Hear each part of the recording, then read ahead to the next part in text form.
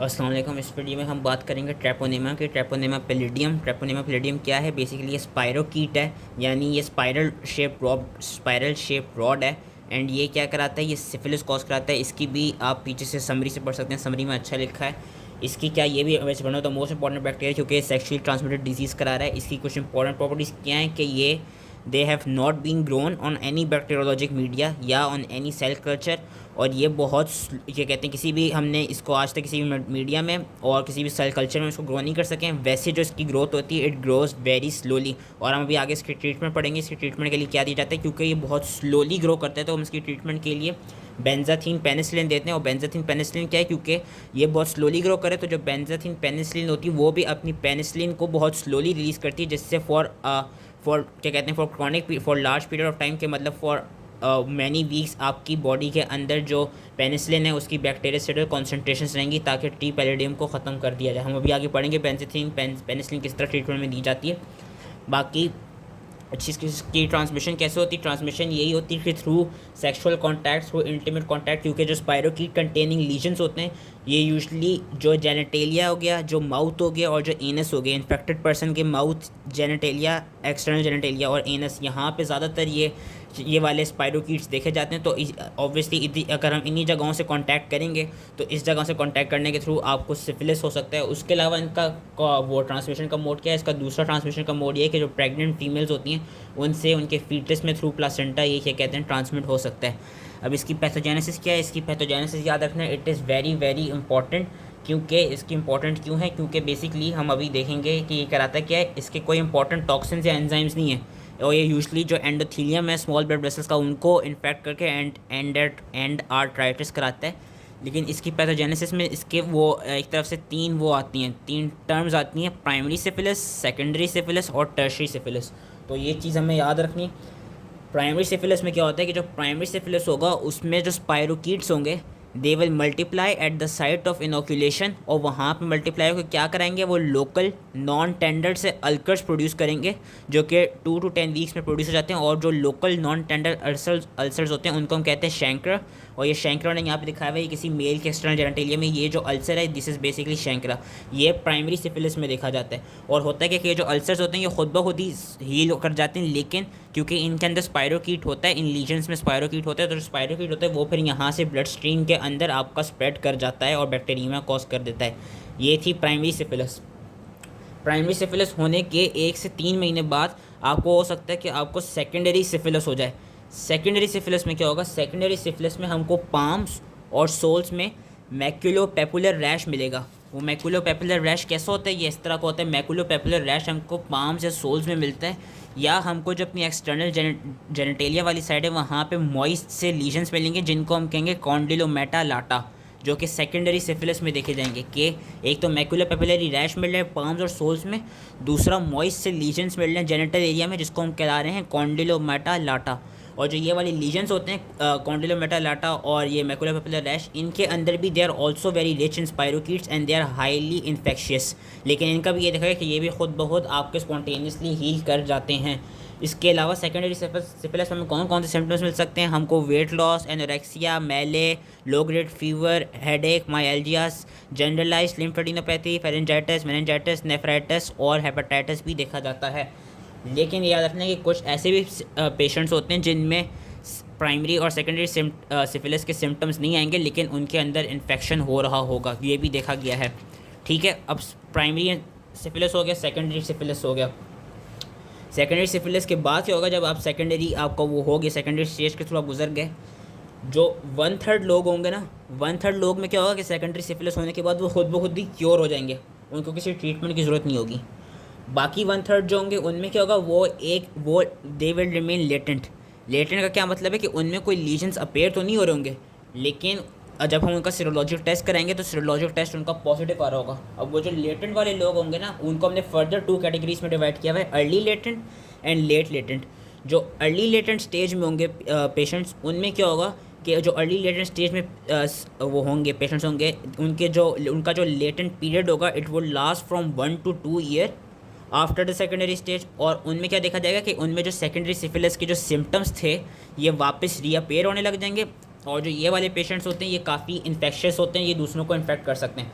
Late latent period वाले individuals होंगे उनमें क्या देखा जाएगा, उनमें देखा जाएगा कि उनमें कोई सिम्टम्स नहीं आएंगे एंड जो उनका लेट लेटेंट पीरियड होगा it would last for many years, और ये वाले पेशेंट्स किसी को इन्फेक्ट नहीं कर सकते।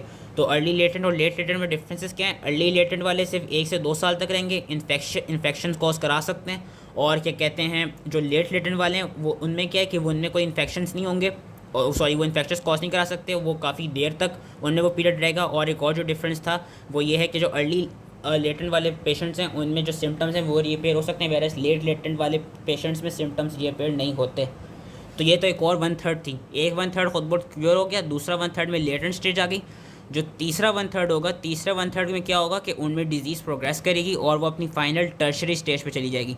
टर्शरी सिफिलिस जो होता है, टर्शरी सिफिलिस में हमें क्या नज़र आते हैं? उसमें हमें ग्रैन्युलोमास नज़र आते हैं स्किन में, बोन्स में, सेंट्रल नर्वस सिस्टम में। जब सेंट्रल नर्वस सिस्टम में हमें ग्रैन्युलोमास नज़र आने लग जाते हैं तो हम उसको कहते हैं न्यूरोसिफिलिस, और हमको कार्डियोवैस्कुलर लीजन्स में भी वो अपना क्या कहते हैं ग्रैन्युलोमास नज़र आने लग जाते हैं। इनमें लेकिन क्या देखा गया है कि जो टर्शरी लीजन्स होते हैं उनमें ट्रेपोनेमास नहीं देखा जाता कि दे आर रेयरली सीन। जो प्राइमरी और सेकेंडरी जो लीजन्स हो रहे थे हमें उन लीजन्स के अंदर स्पाइरोकीट्स मिल रहे थे, उनमें ट्रेपोनेमास हमें मिल रहे थे, वेरस टर्शरी लीजन्स के अंदर हमें ट्रेपोनेमास कभी भी नहीं मिलते या बहुत रेयरली मिलते हैं। और इनकी क्या कहते हैं जो एक और पैथोजेनेसिस में बेसिकली इनका क्या आता है कि कॉन्जेनिटल सिफिलिस भी ये कॉज करा सकते हैं। कॉन्जेनिटल कैसे? मैंने कहा कि जो 3rd मंथ होगा ना प्रेगनेंसी का, 3rd मंथ में ये थ्रू प्लासेंटा आपके फीटस में ट्रांसमिट हो जाएंगे और फीटस में जाके इन्फेक्शन कॉज कराएंगे, और उसकी वजह से जो नियोनेट होगा, नियोनेट में क्या होगा, नियोनेट में जब वो इन्फेक्शन हो जाएगा तो उसमें जो एक तो चीज़ आपने याद रखनी है कि उसमें स्किन और बोन लीजन्स मिलेंगे।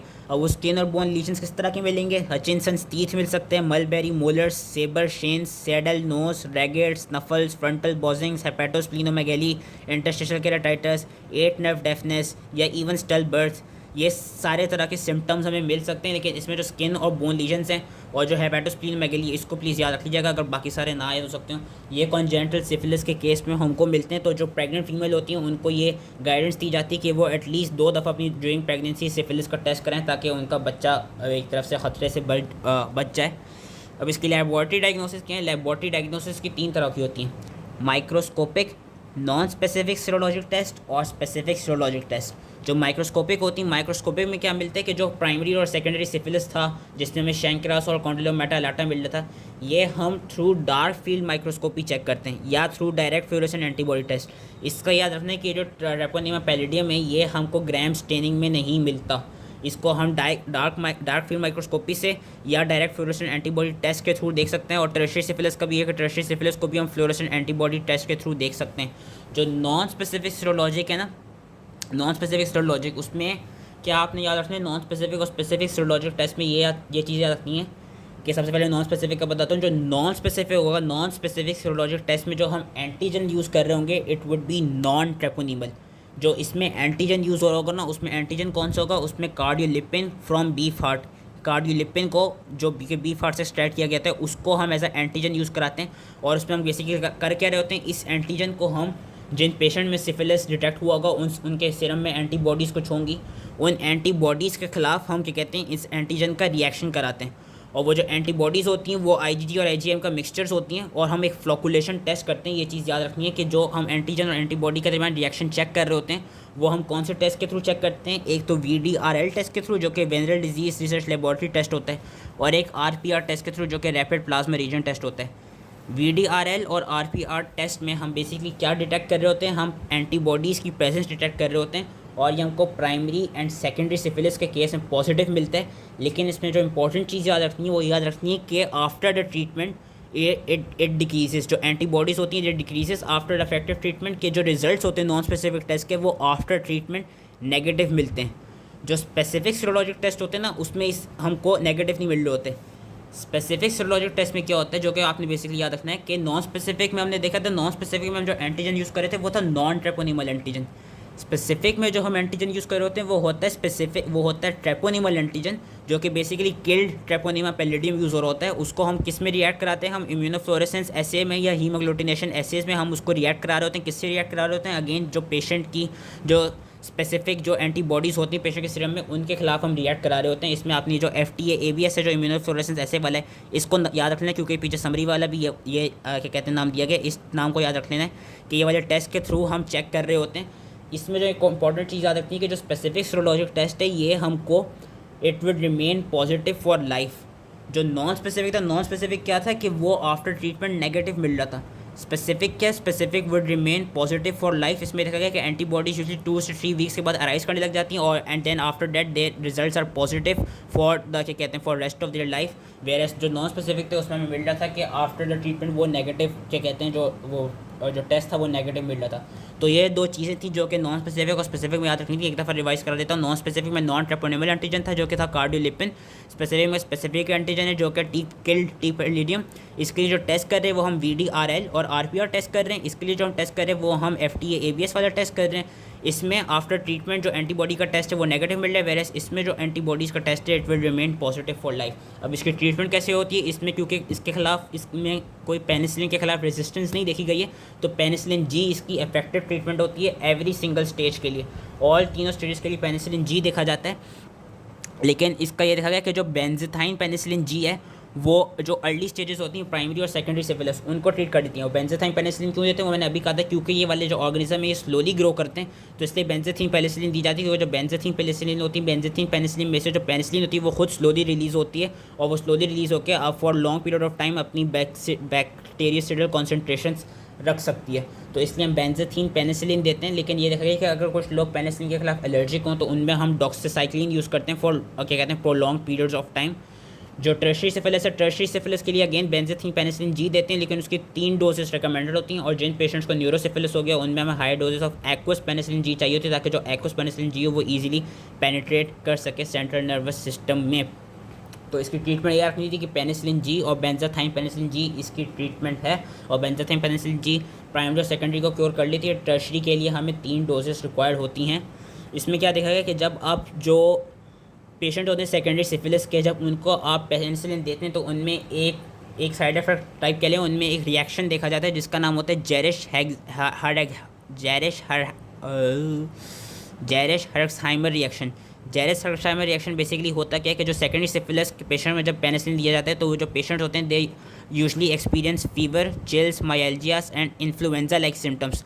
और ये क्यों क्या कहते हैं इन्हें एक्सपीरियंस करते हैं, ये इसलिए एक्सपीरियंस करते हैं क्योंकि बेसिकली जब आप पेनिसिलिन देते हैं तो वो जो ट्रेपोनिम्स होते हैं वो एक तो टूट रहे होते हैं, वो लाइस कर रहे होते हैं, लेकिन वो लाइस करने के साथ साथ अपने एंडोटॉक्सिन लाइक सब्सटेंसेस रिलीज कर रहे होते हैं जिसकी वजह से हमें ये सारे सिम्टम्स मिलते हैं। तो वो जो ये रिएक्शन होता है ये जेरेश हर्क्सहाइमर रिएक्शन होता है। ये बस एक इन्फो थी। उसके अलावा उसकी प्रिवेंशन कैसे होती है, since is the sexually transmitted disease, prevention के लिए है कि आप कॉन्डोम्स यूज़ करें। बाकी ये जिनको क्या कहते हैं जिनमें हम डिटेक्ट कर लियो कि उनमें या जिनमें हम सस्पेक्ट कर लियो कि इनको उसका एक्सपोजर हो गया है सिफिलिस को, तो उनमें हम फौरी पेनिसिलिन जी दे दें जो कि एंटीबायोटिक है जो कि ईजिली प्रिवेंट करा देगी क्योंकि इसके अलावा कोई रेजिस्टेंस नहीं देखी गई है। बाकी जो कॉन्जेनिटल सिफिलिस है, कॉन्जेनिटल सिफिलिस की प्रिवेंशन ऐसी होती है कि जो प्रेग्नेंट फीमेल है उसको 2 दफ़ा एटलीस्ट स्क्रीनिंग करानी चाहिए और स्क्रीनिंग के लिए उसको जो ये वाला FT ABS टेस्ट और स्पेसिफिक सीरोलॉजिक टेस्ट है वो कराना चाहिए। So that was all related to syphilis. I hope ये ईजिली समझ में आ गया। All related to treponema pallidum which was spirochaete and thank you.